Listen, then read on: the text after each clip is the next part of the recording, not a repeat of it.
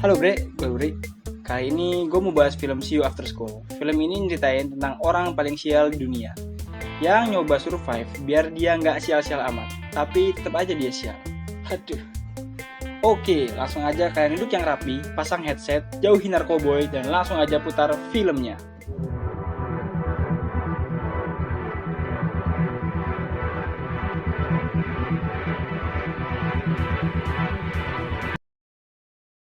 Film ini menceritakan orang paling sial di dunia. Namanya adalah Kong Dahel. Dia masuk ke dalam lembaga kemasyarakatan dan diteliti tentang kesialannya oleh dokter yang berada di sana. Sang dokter peneliti pun mulai menceritakan rentetan kesialan Kong Dahel kepada rekan-rekannya. Mulai dari kesialan Kong Dahel di kereta api. Suatu ketika, Kong Dahel menaiki kereta api dan dia berada di posisi terakhir. Saat masuk ke dalam kereta api, ia melihat dua buah gundukan pada dada wanita tanpa disengaja. Akan tetapi, saat Kong Dahel mau menggerakkan kepalanya, rupa-rupanya rambutnya tersangkut di pintu gerbong kereta tersebut. Dahel memutuskan untuk menunggu di pemberhentian berikutnya agar ia bisa melepaskan rambutnya. Tapi naas, saat di stasiun selanjutnya, ternyata pintu gerbang Dahel tidak terbuka dan ia tetap tersangkut di pintu gerbong tersebut. Kesialan Dahel tidak berhenti di situ. Datanglah seorang preman SMA. Saat preman itu berjalan melewati Dahel, tiba-tiba Dahel bersin dan mengenai preman itu. Preman itu pun langsung saja mengajak Dahel berkelahi dan menariknya keluar dari kereta itu hingga rambut Dahel pun terlepas dari kepalanya. Lalu, sang peneliti pun memberitahu kesialan Dahel yang lain saat ia bermain bola. Dirinya ingin berteman, akan tapi caranya saja yang salah. Dan alhasil, ia pun mendapat toyoran langsung bertubi-tubi tepat di wajahnya. 날 이후 이 학생 아니 도대체 이런 일이 누구에게나 Kali ini, peneliti itu ingin langsung memperlihatkan kesialan Dahel kepada rekannya. Di situ Dahel disuruh memilih tuts piano mana yang tidak dialiri listrik. Dari sekian banyak tuts, hanya satu saja yang dialiri oleh listrik. Tapi faktanya, Dahel selalu memilih tuts yang dialiri listrik sehingga dia selalu tersetrum.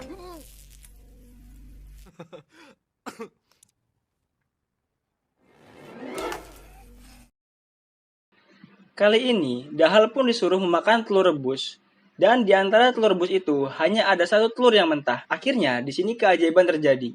Dahel berhasil memilih telur yang telah matang, dan di situ ia menyatakan bahwa dirinya telah sembuh dan ia pun langsung pergi dari tempat itu untuk menghadapi kehidupan nyata. Sekarang, Dahel sudah bisa bersekolah. Terlihat Dahel yang sedang siap-siap untuk bersekolah, ia ingin berpamitan kepada ibunya yang sedang hamil. Ia pun diberi uang 100.000 won oleh ibunya, agar jika ada yang memalaknya, Dahel bisa memberikan uang itu sehingga dirinya tidak dipukuli dan menghabiskan biaya lebih banyak ke rumah sakit. Di bus menuju sekolah, Dahel melihat wanita yang cantik dan jelita, namanya adalah Min Ah. Di situ Dahel sangat terpesona. Dan di sana ada anak yang bergosip tentang anak pentolan sekolah yang bernama Jaiko. Di situ ia berhasil mengalahkan seluruh anak pertanian seorang diri dengan hebatnya. 생긴 게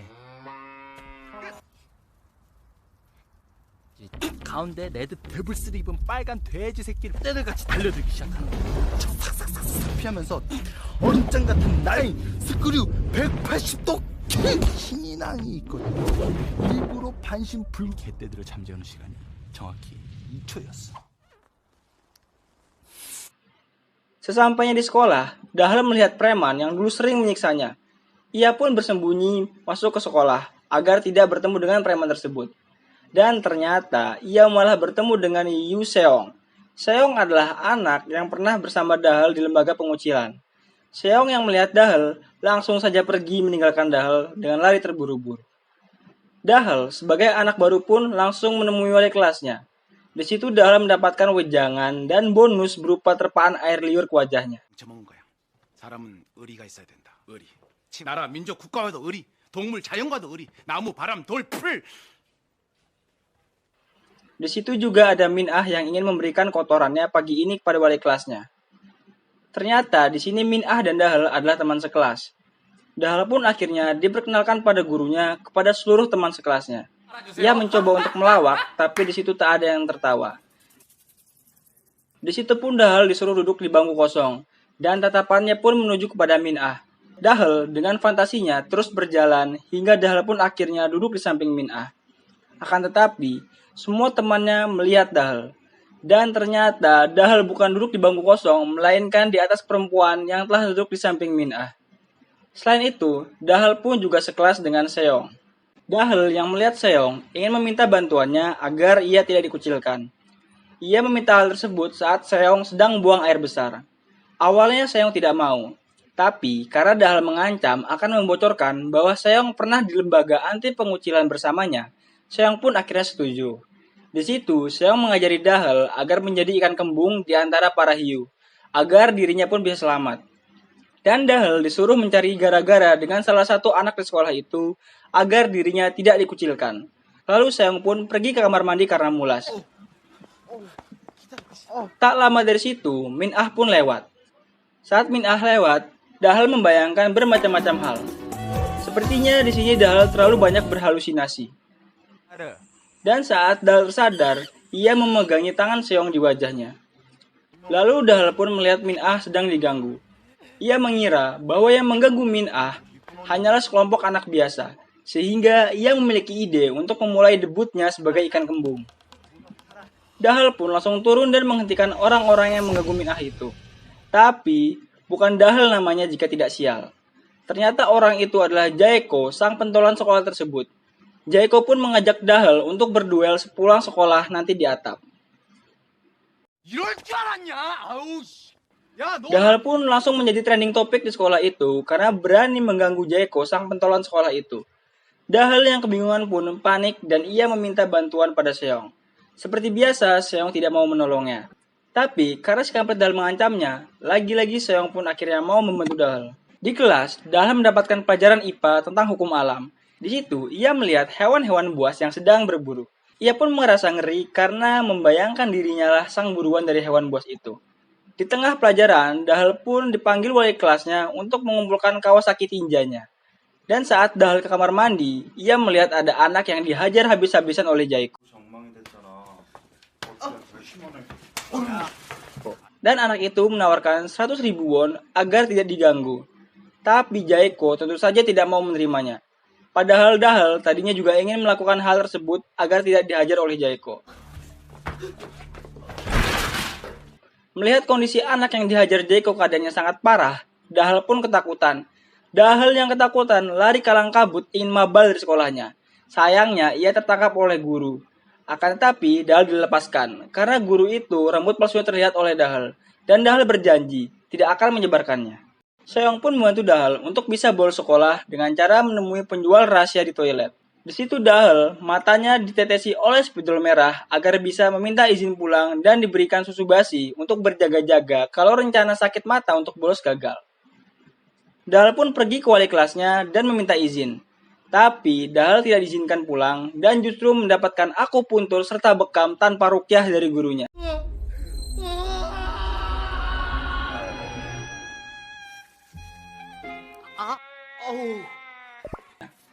Dahel pun komplain kepada Seong karena rencananya selalu gagal.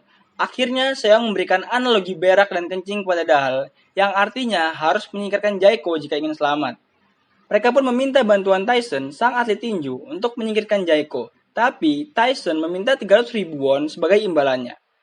Dahel yang tidak punya uang pun pusing 7 keliling, hingga akhirnya dia mendapatkan inspirasi untuk mencuri dari teman-temannya.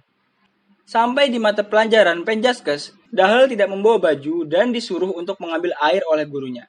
Saat anak-anak yang lain berolahraga ria, Dahel lagi-lagi mengalami halusinasi tentang dirinya yang dijauhi oleh teman-temannya. Bahkan di situ Dahel sampai berteriak dan menjadi perhatian teman-temannya. Jam istirahat pun tiba. Dahel langsung menjalankan aksinya menggasak dompet temannya agar dapat modal untuk menyewa Tyson. Dahel pun langsung menemui Seong dan meminta tolong dirinya agar bicara pada Tyson. Lalu Tyson pun akhirnya mau membantu Dahel dan menghajar Jaeko. Seong bermaksud untuk memberikan susu basi pada Jaeko dengan menaruhnya di tempat makanan Jaeko. Tak lama dari situ, Tyson pun tiba. Ia menantang Jaeko untuk bertanding dengannya dan ia malah meminum susu basi yang harusnya diminum oleh Jaeko. Lalu Jaeko pun berdiri dan menerima tantangan dari Tyson. Di ring tinju, Jaeko bermain curang dengan memakai knuckles. Lalu ia pun memancing Tyson agar tidak menggunakan pelindung kepala. Pada mulanya, Tyson terlihat lebih unggul dari Jayco. Tapi tiba-tiba Susu Basi pun bereaksi dan membuat Tyson mulas. Hingga akhirnya Tyson beradu tinju dengan Jayco dan pertandingan itu pun dimenangkan oleh Jayco. Tyson pun tersungkur, pingsan sambil mengeluarkan ampas-ampasnya karena susu basi yang tadi ia minum. Dahal dan Seong pun kebingungan karena Tyson telah kalah. Dahal pun bercerita pada Seong bahwa dirinya telah mencuri uang demi bisa lolos dari Jayco. Tapi itu malah gagal. Di taman, Dahal pun melihat preman yang tadi di gerbang sekolah tengah mencarinya. Ia yang melihat preman tersebut langsung lari terbirit-birit. Preman itu pun langsung mengejarnya. Di sisi lain, ada anak sekolah yang bergosip tentang penjaga kantin yang tidak memakai bra dan kol putih miliknya kelihatan. Lalu mereka pun melihat Dahal dan preman itu berlari. Akhirnya, Dahal pun terpojok. Mau tak mau, ia harus menghadapi preman itu. Tapi, bukannya dipukuli, Dahal malah dipeluk oleh preman itu dan ia meminta maaf pada Dahal. Dahal malah menjadi kebingungan. Ditambah lagi, preman itu mengatakan bahwa ia menyayangi Dahal. Dahal justru malah ingin lebih dipukul dibandingkan disaingi oleh preman tersebut. Dahal pun akhirnya memaafkan sang preman. Tapi agar setimpal, sang preman menyuruh Dahal untuk memukulnya 1 kali tepat di wajahnya. Dahal pun memukulnya, lalu sang preman itu pun tumbang. Dan ternyata kejadian itu direkam oleh si anak yang tadi bergosip tentang kol putih milik penjaga kantin. Si tukang gosip pun langsung menyebarkan berita bahwa Dahal mengalahkan preman dengan 1 kali pukulan. Dahal yang menuju kelas pun diberikan solusi oleh Seong agar dirinya bisa pulang. Dahal disuruh melakukan pelanggaran di sekolah itu agar dirinya diskors. Kesempatan pun akhirnya tiba. Wali kelas Dahal mendapatkan laporan pencurian di kelasnya. Akhirnya Dahal pun mengangkat tangan dengan maksud ingin mengaku agar diberikan hukuman. Tapi ternyata di kelas itu banyak anak yang mengangkat tangannya. Dan Dahal gagal untuk mendapatkan hukuman. Dahal pun akhirnya merokok di depan ruang hukuman agar bisa mendapatkan skorsing dan ia dipulangkan. Tapi rokok milik Dahal justru diambil dan dimatikan oleh teman-temannya yang berharap Dahal bisa mengalahkan Jayco. Karena rumor bahwa Dahal adalah seorang kelas berat telah tersebar. Sehingga Dahal lagi-lagi gagal untuk mendapatkan hukuman. Dan ternyata di situ ada mata-mata SMK Pertanian yang sebelumnya dihajar Jayco dan ingin mencari pentolan di sekolah tersebut. Sehingga Dahal pun akhirnya diincar karena ia dianggap pentolan oleh mata-mata tersebut. Di kelas, lagi-lagi Dahal mendapatkan kesempatan. Di situ ada temannya yang tidak sengaja nyeletuk di salah satu kelas guru killer. Sehingga teman Dahal tersebut dipukuli habis-habisan oleh sang guru dan Dahal pun membela temannya tersebut dengan harapan dia akan dibawa ke ruang hukuman dan diskors. Adu mulut antara Dahal dan gurunya pun terjadi. Guru Dahal pun menarik rambut Dahal hingga rambut palsunya lepas hingga ia mengira bahwa Dahal adalah preman yang terbacok di kepalanya. Sang guru pun pergi dan meminta maaf pada Dahal. Akhirnya, Dahal pun gagal lagi mendapatkan hukuman dan ia justru mendapatkan respek dari teman sekelasnya. Rumor tentang Dahal pun akhirnya menyebar luas lagi hingga anak buah Jayco pun tahu. Sehingga anak buah Jayco pun memutuskan untuk mengeroyok Dahal. Di sisi lain, Dahal yang diperlakukan seperti kelas berat mulai mengalami keretakan dengan Seong. Tak lama dari situ, Dahal pun dijebak oleh anak buah Jayco agar masuk ke dalam sebuah gudang, sehingga dirinya bisa dikeroyok. Akan tetapi, secara kebetulan, SMK Pertanian yang tadi menganggap Dahal sebagai pentolan, akhirnya mengikuti Dahal hingga masuk ke dalam gudang. Anak buah Jayco mengira bahwa Dahal menyadari rencana mereka dan memanggil bantuan.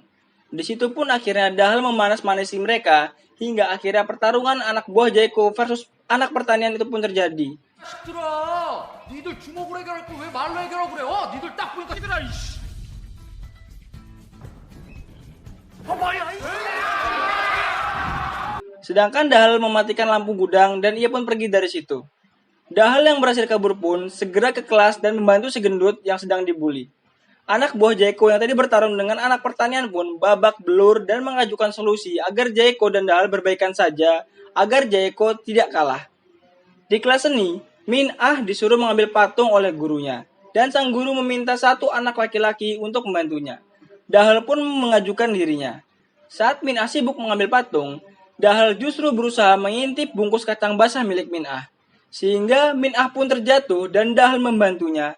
Lalu terjadilah lope-lope di antara mereka. Anak buah Jaeko pun menghadap ke Dahel dan mengajaknya untuk berbaikan dengan Jaeko.